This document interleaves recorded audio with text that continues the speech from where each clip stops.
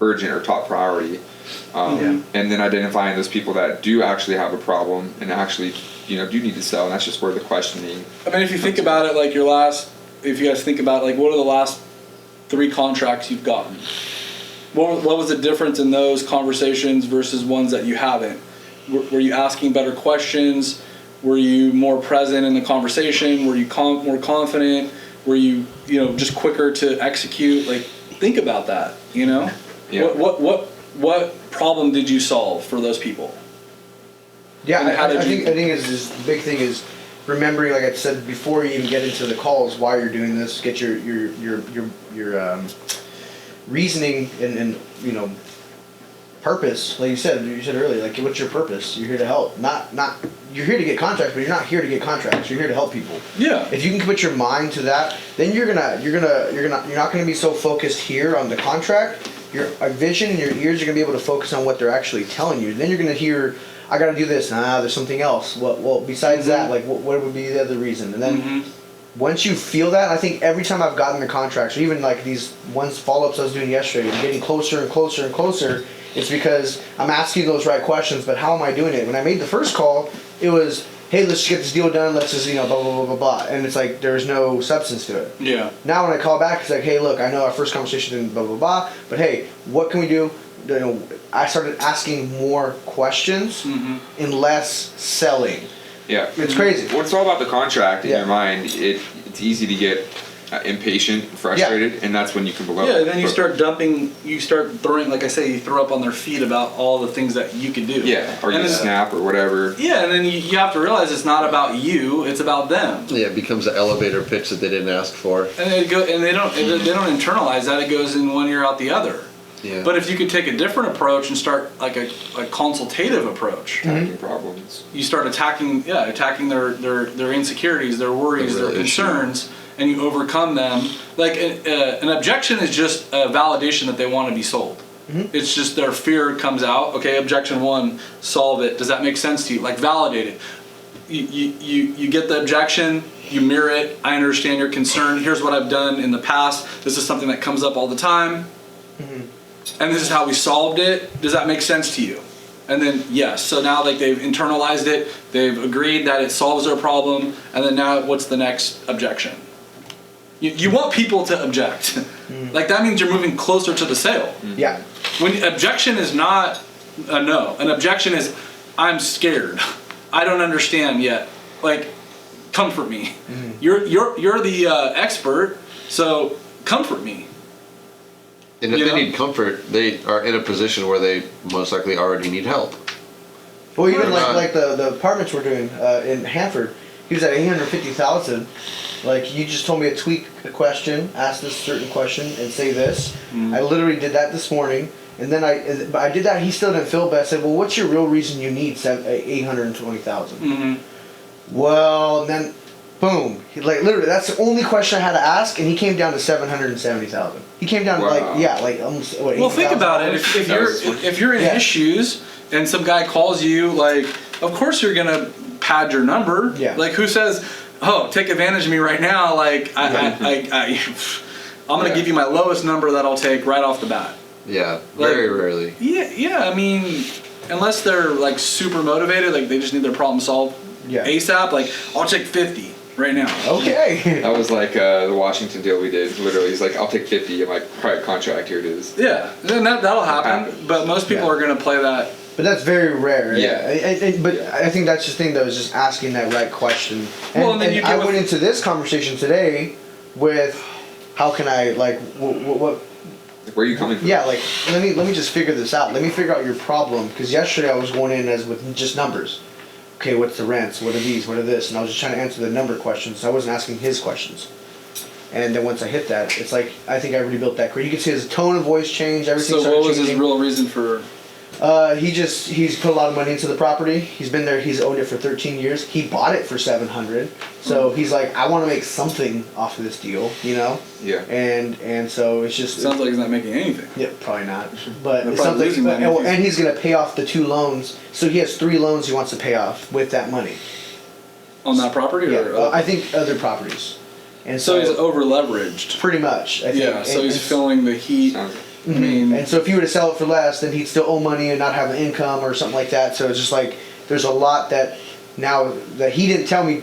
The 2 other calls I've called him that he's now releasing today, just because of that one question. And so I'm trying to figure out like how every day I'm working on it, but how can we compress all that into one phone call if possible, maybe 2. But if you could do all that in one call, like that's awesome. Yeah, and you could get to that, being able to compress all that into that amount of time. There was a structure behind it. Like I think the big thing too is feeding your brain on like I said, role plays and stuff. Mm-hmm. Like today, pull up some closing on Card on You. You just look at a few things every morning and constantly training in a sense like that. I think that's going to truly help the structure of the call because you're going to do it so repetitively and you're going to start understanding it. Yeah. Yeah, if I'm you guys, then I'm buying books on psychology of selling. I'm mastering my craft. I'm understanding how people think, their emotions, why they're calling, what is the real reason. Like there's always like people have deep-seated issues. Yeah. You know what I mean? Yeah. So like that's why I'm so big on like self-development, self-improvement, because like if you can't figure yourself out, like you'll never be able to figure other people out. And then once you figure yourself out, then it's like a game changer. Because now you could talk confidently, like that like we're all messed up, right? We all have issues, we all have problems. Yeah. So like the other person on the phone is the same way. And your ability to like draw that out and comfort them and give them solutions and provide, a great service. Dude, it's like people don't do that. They're used to like getting some guy to like throw up on their feet about they can pay cash, they can close quickly, they can buy it as is. You don't have to pay any real estate commissions or closing costs. How many times have they heard that? They're actually starting to repeat that now to us. Like, you can do this. I know I'm what you guys do. Yeah, it's like, okay. So you probably talk to a bunch of people, and then like, how can I be different? And then that's where you're asking those right questions. Yeah, we understand that there's many people that provide that, but where we like to think that we make a difference is that we're a little bit more in depth in terms of how we could solve your concerns. So it's important for us to understand any objections you may have, any concerns. If this is something that's new to you, we'd like to walk you through it, how it works. I need you to tell me exactly what you're thinking and any concerns you have so that I could solve those. Does that make sense to you? Yes. Okay. So great. I want to help. So you can tell me what's your biggest concern. Have you done this before? What are you going to do? Like, why are you selling it? What are you going to do with the money? Do you have anything planned? I always ask, what's your main motivation? Like, I'm starting to, not always. Yeah. I'm starting to ask, what's your main motivation? Yeah. So what's your reason? And some people will say, I don't have any, and so that's why I wanted to say, like, a good book to read is Instant Influence. And so a question out of that book that would, like, I would respond to that is like, if they said, I don't have a reason to sell, a good question I got from this is like, well, if you were to sell, why would you? And instead of thinking why they wouldn't, they start to think of reasons why they would want to sell. And you can completely, you can draw out more and more with that too. Yeah. So it's a little tidbit, but because that's an instant response. They're trying not to give up their weakness of I have motivation. Because some people understand that, like, you're trying to get the motivation. You're trying to use that to sell against me, or if I ask, well, how much do you own the property? I'm not going to tell you because you're just going to try to offer me. Well, that's not what I'm asking. That's not the reason I'm asking. I just want to make sure I'm giving you enough money. Because if you're not going to make any money off the deal, I'll tell you right now that I don't want to waste your time. Your time is valuable to you. And then they're like, oh, okay. Well, I owe $35,000. Okay, great. Once they realize you're about them, they can open it up. Yeah, I'm like, we should be able to talk openly about how to get this deal done. I mean, there's no secrets. We don't have any hidden agendas. We just like to take a consultative approach to understand the whole picture so that we can come up with the best solution for you. Does that make sense? Yeah. That's good. And if you take that consultative approach going into the call, then anybody that's just rude or obnoxious, like, we're not a fit. Thank you for your time. Good luck to you. We don't need that. Get all aggressive, like, dude, chill out. Like, why are you so angry? Is this is this so frustrating for you about a conversation? Is it offensive that we offered you money? Yeah, like, why? Like, what's the real reason, sir? I've been just killing people with kindness. They just like, oh. Yeah, I mean, people are just angry and mad and depressed and sad and all. Dude, they're losing their house. They're not happy. Most of the people. I mean, actually, most of the people that we buy from aren't in a financial burden. Oh, really? Yeah, surprisingly, no. They're just tired of owning a rental, or yeah. I mean, that's like the main And one. the crazy thing is, some of these people that are calling in have had the flyer for months. Yeah. They just say, "I've had this. Yeah. I had no reason, but something happened," or "I just feel like calling you." I just decided to call and see what this is about. And that's Yeah. just Yeah, like, I've had I'm like, that. you know what? So that's why I say, like, it's probably fate or destiny for us to have this conversation. So let's make the best of it. And then it's like, boom, you go off from the start. You're calling me. I'm interested. Let's figure out why. Then you start asking the right questions. Stop thinking about how can I get this contract right now. Start thinking about let me figure out your problem if I could solve it. It's just gonna flow with it. Because if you solve their problem, you're gonna want to ask for their. Well, if you solve, then there's no reason for us to have another conversation about why not to do the deal. Our next conversation would be how do you want your title or how do you want your check. And I think like just again like getting those objections, I'll have to think about it. Or I think if we just kind of keep drawing it out, like, you know, I appreciate that, and I do this all day, every day. And most people that tell me they need to think about it is like a polite way of saying thanks, but no thanks. So why are you telling me no? You know, and I would like to know that so that maybe there is something I could do more for you or help you that we're not connecting for some reason, or there's a real reason. And sometimes it's price, sometimes it's the tone of my voice, sometimes it's something that's not clicking with us. Like, can you just tell me what I need to do to help solve this problem for you?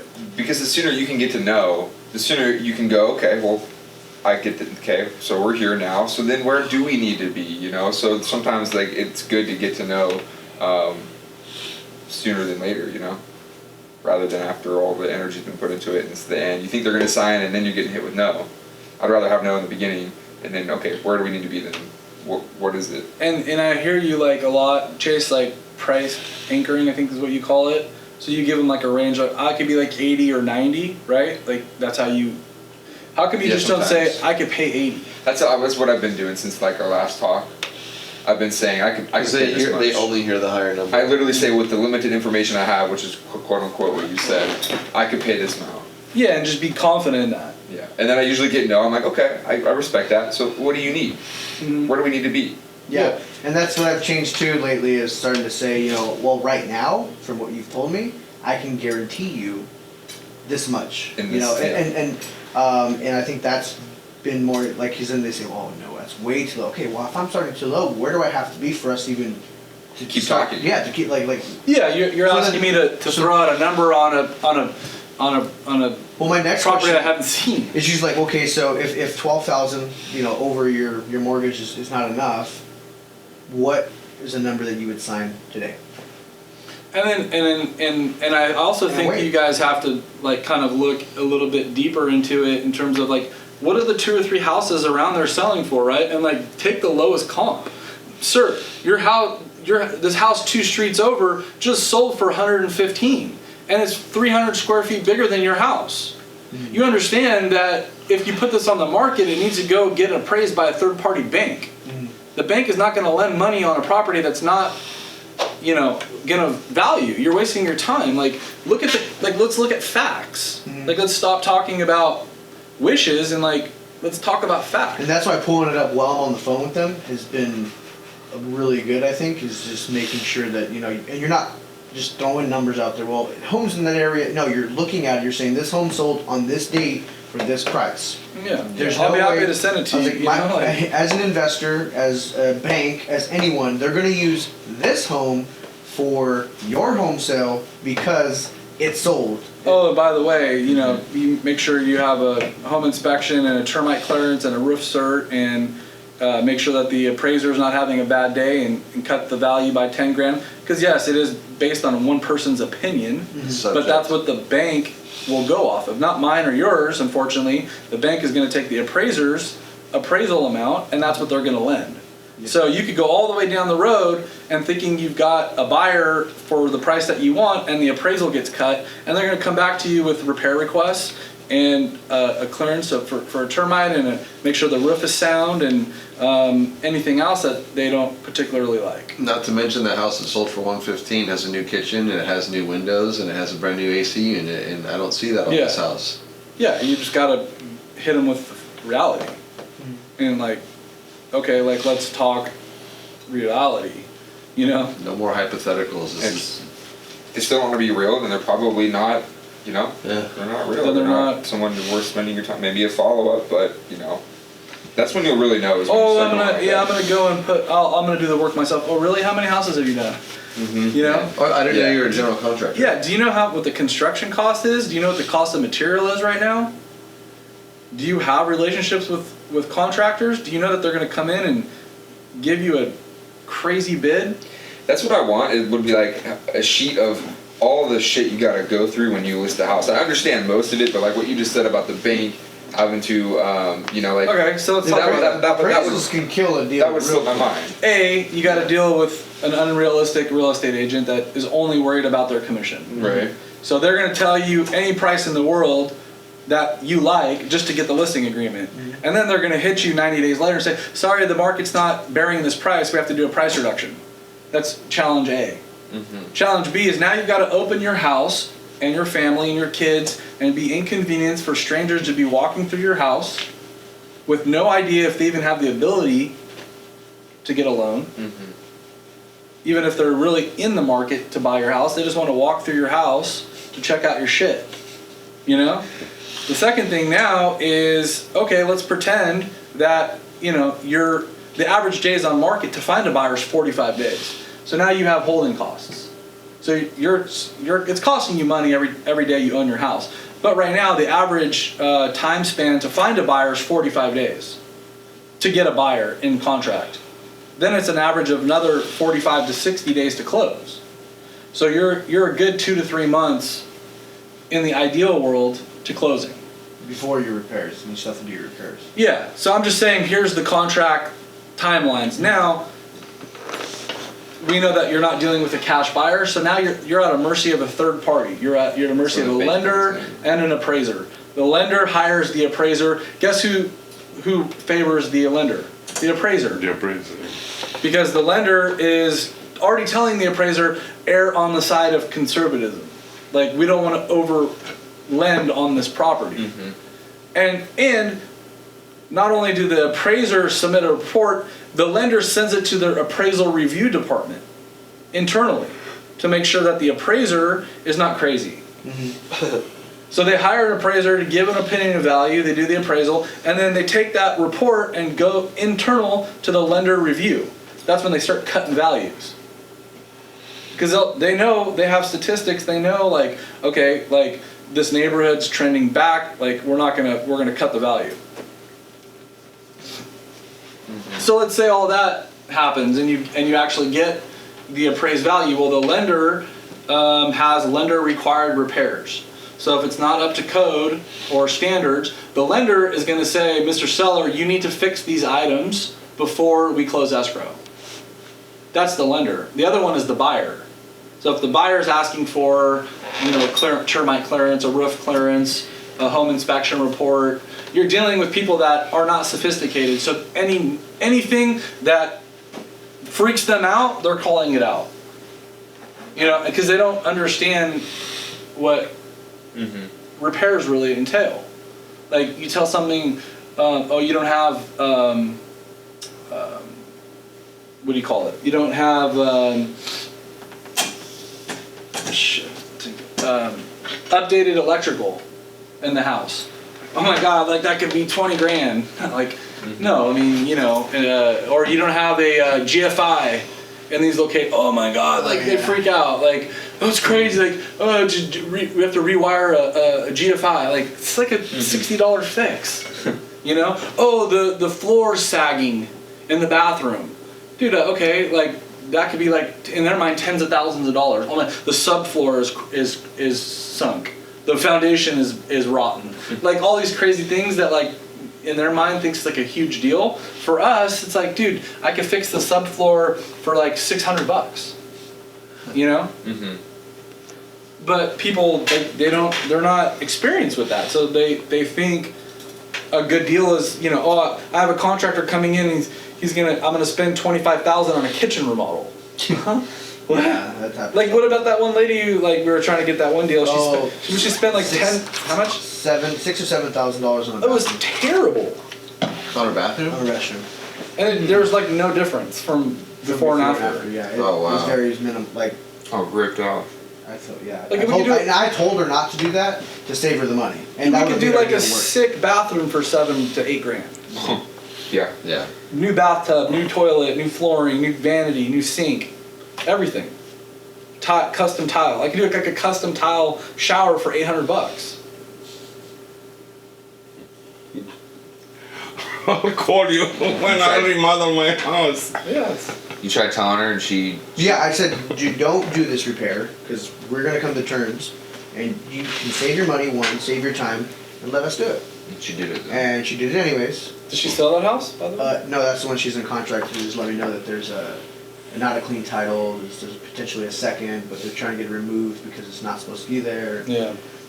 So. And you put $7,000 into your bathroom. Right? Yeah, you know? It's like, Pissed it away. Yeah. So I think if you start telling people the reality of the option B, you know? Yeah. It's like, the grass is not necessarily greener, and here's what your options are, and here's what the reality is of, you know. And you could go all this way, right? You could do all the repairs. The appraisal could come in. All the things line up, and then you're at day 60 or 45, and the buyer gets a cold car. feet. They go buy a car and throw their debt to income ratio off. They have a disagreement and they break up. It happened to me, you know? Oh, I had that one. I mean, literally, like, there's so many external influences that could screw up the deal. It's crazy. But I'm here saying, look, I could pay cash for your house. We could be done in 20 days. And your problems are over with. And you got money in your pocket. Was Yeah. that Yale, by the way? Mhm. Oh yeah, that was a weird one. The realtor. Had to do with the realtor and someone else, right? No, it was the buyer was a boyfriend, girlfriend, or the guy thought that it was going to be his girlfriend and she wasn't feeling it. Yeah. So we got down to like them signing loan docs. Like when they get loan docs, it's like pretty much done. Wow. And she bailed. Wow. That dude was overseas, right? Or Yeah. something? Uh-oh. So that literally cost me 4 months of holding time plus 10,000 in repairs plus, I mean, it was still a profitable deal, but I lost 25 grand in what I could have made on that just by someone else's decision. Only my grandpa bought it. You want to call it my grandpa? It's not my grandpa. Right.